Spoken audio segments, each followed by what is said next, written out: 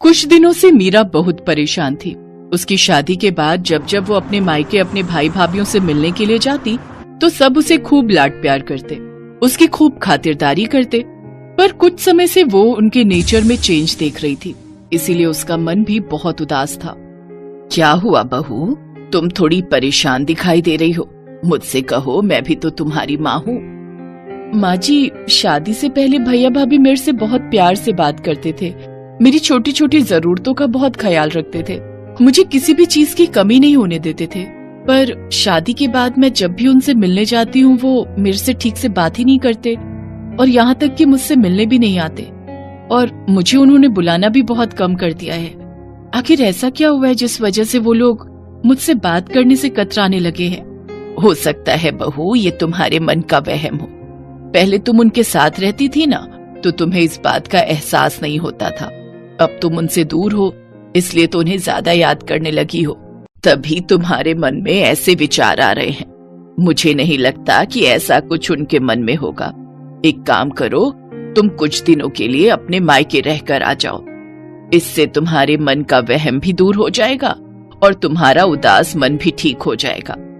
Thank you माँ जी, मैं तो पता नहीं क्या क्या सोच रही थी। मैं कल ही मायके रहने चली जाती हूँ। एक काम करती हूँ, मैं उन्हें कुछ बताऊंगी नहीं, उन सबको सरप्राइज दूंगी। अगले दिन मीरा अपने भैया भाभी को सरप्राइज देने के लिए अपने मायके पहुँचती है, पर वहाँ पर तो ताला लगा हुआ था। अरे, घर पर तो ताला लगा हुआ है, हो सकता है निशा भाभी और अलका भाभी कहीं बाहर गई हो। थोड़ा इंतजार कर लेती हूँ। एक काम करती हूँ, निशा भाभी के मोबाइल पर फोन करती हूँ। मीरा अपनी बड़ी भाभी को फोन मिलाती है, पर फोन ही नहीं मिल रहा था। तभी पड़ोसन उसके पास आती है। अरे मीरा बिटिया, कैसी हो? नमस्ते आंटी जी, मैं ठीक हूँ। आपको कुछ आइडिया है कि भाभी कहाँ गई हैं? वो सब तो घूमने के लिए विदेश गए हैं, 1 महीने बाद लौटेंगे। वो तुम्हारे भतीजे ऋषि का बर्थडे है ना, वही मनाने के लिए गए हैं। विदेश गए हैं? मुझे बताया भी नहीं। आ जाओ बिटिया, यहाँ आ जाओ, मैं चाय बनाती हूँ। नहीं आंटी जी, मैं फिर कभी आऊंगी, अभी मैं चलती हूँ। नमस्ते आंटी। मीरा के दिमाग में बहुत सी बातें चलने लगी। पूरे रास्ते कुछ न कुछ सोचती रही।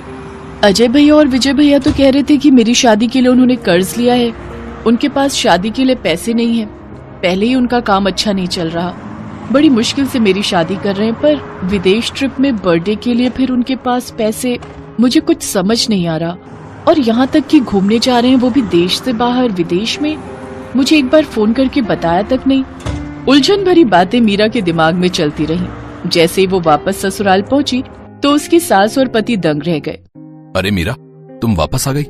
तुम तो भैया भाभी के घर रहने गई थी ना? क्या हुआ बहू, तुम लौट क्यों आई? भैया भाभी आउट ऑफ इंडिया गए हैं ऋषि का बर्थडे मनाने के लिए। सब लोग 1 महीने बाद लौटेंगे। मुझे एक बार भी फोन करके दोनों भैया और भाभी ने बताया तक नहीं। मैं यही सोच रही हूँ, कम से कम एक फोन तो कर देते। हमसे तो उन्होंने कहा था कि हमारे पास शादी के लिए पैसे नहीं हैं, इसीलिए अमित ने लोन लेकर पूरी शादी का खर्च उठाया था। वैसे मुझे ये बात कहनी नहीं चाहिए बहू, पता नहीं तुम क्या सोचोगी, पर उन लोगों के पास विदेश घूमने के लिए पैसे कहाँ आए, जबकि पूरी शादी तो हमने की है। यही देखते हुए कि उनके पास शादी के लिए पैसे नहीं है। ये तो तुम दोनों की लव मैरिज थी, इसी वजह से ना मैंने कुछ बोला, ना तुम्हारे ससुर जी ने, और ना ही अमित ने। छोड़ो विमला, ये सब कहने की क्या जरूरत है? बहू पहले ही बहुत परेशान है, ये सब बातें सुनकर ये और परेशान हो जाएगी। कोई नहीं, मीरा हमारी बहू है, हमारा खर्चा हो या इसके मायके वालों का, बात एक ही है। अगले 1 महीने तक मीरा के भाई भाभीओं ने एक भी फोन नहीं किया। अचानक 1 महीने बाद एक दिन जब मीरा अपने पति अमित के साथ बाजार गई हुई थी, वहीं उसकी दोनों भाभियां उसे दिखाई दें, पर वो दोनों उससे नजरें चुराने लगी। सुनो, ये तो निशा भाभी और अलका भाभी है ना? इसका मतलब ये लोग विदेश से वापस आ गए, पर इन्होंने आकर भी मुझे फोन नहीं किया। चलो तो मैं बात करती हूँ। छोड़ो ना मीरा, जब उन्होंने ही तुम्हें याद नहीं किया तो तुम क्यों उनसे बात कर रही हो? रहने दो। नहीं, ऐसे थोड़ी होता है। जरा पूछूं तो वो मेरी भाभियां हैं, उनसे ये सब पूछने का तो मेरा हक बनता है। रुको, मैं अभी पूछती हूँ। मीरा जैसे ही अपनी दोनों भाभियों के पास जाने लगती है, उसकी भाभियां उसे देखकर इग्नोर करके चली जाती हैं। निशा भाभी, अलका भाभी, इधर। अरे, मुझे देखकर भी अनदेखा कर दिया। मुझे कुछ समझ नहीं आ रहा, आखिर ये माजरा क्या है? मैंने तुम्हें बोला था ना कि मत जाओ। देखो, उन्होंने तुम्हें देखा फिर भी नहीं रुकी। चलो अब घर चलते हैं। मीरा घर आकर सारी बात अपनी सास को बताती है। अब तो ये सब सुनकर मुझे भी कुछ गड़बड़ लग रही है। तुम्हारे भैया भाभी तुम्हें अनदेखा क्यों कर रहे हैं? कुछ दिन इंतजार करो, देखते हैं, क्या पता वो खुद फोन कर लें।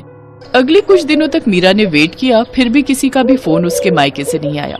एक दिन मीरा अपनी सास के साथ किसी काम से बाजार से लौट रही थी, तो रास्ते में उसे अपने पापा के खास वकील दोस्त मिस्टर शर्मा मिल गए, जिनसे उसे एक ऐसी बात पता चली जिसे सुनकर वो और उसकी सास हैरान रह गए। मुझे तो हैरानी हो रही है मीरा बिटिया कि तुम्हारे दोनों भाइयों ने बंटवारे का हिस्सा तुम्हें नहीं दिया, जबकि तुम्हारे पापा तो 3 हिस्से करके गए थे। उन्होंने तुम्हारी वसीयत में यही लिखा था कि तीसरा हिस्सा तुम्हारी शादी और तुम्हारे दूसरे खर्चों के काम आएगा। पता नहीं अचानक से तुम्हारे दोनों भाइयों ने मुझे मना कर दिया और मेरी जगह किसी और वकील को हायर कर लिया। मुझे बात ही समझ नहीं आई। अब मैं क्या ही बोलता कि मुझे क्यों हटा रहे हो। मेरा बोलना भी सही नहीं था ना, पर मैं ये तो कहूंगा बेटी कि तुम्हें अपने हक का पैसा लेना चाहिए। वो तुम्हारे पापा की आखिरी इच्छा थी कि तुम्हें भी बंटवारे का हिस्सा मिले। मुझे कहना तो नहीं चाहिए, पर कहीं ना कहीं मुझे लगता है कि तुम्हारे भाई भाभीियों ने तुमसे बेईमानी की है। मैं यकीन नहीं कर सकती कि मेरे अपने सगे भाई मेरे साथ ऐसा करेंगे। वकील अंकल प्लीज मेरी हेल्प कीजिए, ताकि मैं अपने हिस्से के पैसे अपने भाई भाभीियों से ले सकूं। एक बार वो कहते तो सही कि बहन हम तुझे बंटवारे का हिस्सा नहीं देना चाहते, तो मैं हंसते हंसते वो पैसे उन्हें दे देती। अरे मैं तो उनकी सगी बहन हूँ, वो मुझसे जान भी मांगते तो मैं दे देती, पर उन्होंने मुझसे इस तरह झूठ और बेईमानी के सहारे बर्ताव किया है, वो माफी के लायक ही नहीं है। प्लीज अंकल, मुझे किसी भी तरह अपने भाइयों से अपना हिस्सा लेना है। ठीक है, मैं तुम्हारी मदद जरूर करूंगा बेटी। है मीरा, तुमने बिल्कुल सही फैसला लिया है। मैं और बाकी घर के लोग भी तुम्हारे साथ हैं। Thank you mummy ji, thank you so much. मुझे पता है कि आप लोग बहुत अच्छे हैं। आपने खुद ही सारी शादी का खर्च उठाया था, ये बात मैं कैसे भूल सकती हूँ। अब मैं अपने भाई भाभीियों से अपने पापा की जायदाद का हिस्सा जरूर लूंगी, जो वो मेरे लिए छोड़ कर गए हैं। वकील मिस्टर शर्मा की हेल्प से मीरा को अपने पिता की जायदाद में से तीसरा हिस्सा मिल जाता है, जो वो उसके नाम करके गए थे। पर मीरा को इस बात का दुख था कि उसके भाई पैसों के लिए उसके साथ गलत हो गए। आज से मेरा कोई मायका नहीं है। भूल जाना कि आपकी कोई बहन भी थी। ऐसा मत कह मीरा, हमसे गलती हो गई। हाँ मीरा, पैसों के लालच में हम अंधे हो गए थे। नहीं भैया, अब बहुत देर हो चुकी है। प्लीज अब आप मुझसे कभी भी कोई वास्ता मत रखना। थैंक यू शर्मा अंकल, आपने मेरी बहुत हेल्प की। मीरा की आंखों में आंसू थे। उसने हमेशा के लिए अपने भाइयों से मुंह मोड़ लिया। शायद उसके भाई भाभीियों के लिए यही सबसे बड़ी सजा थी।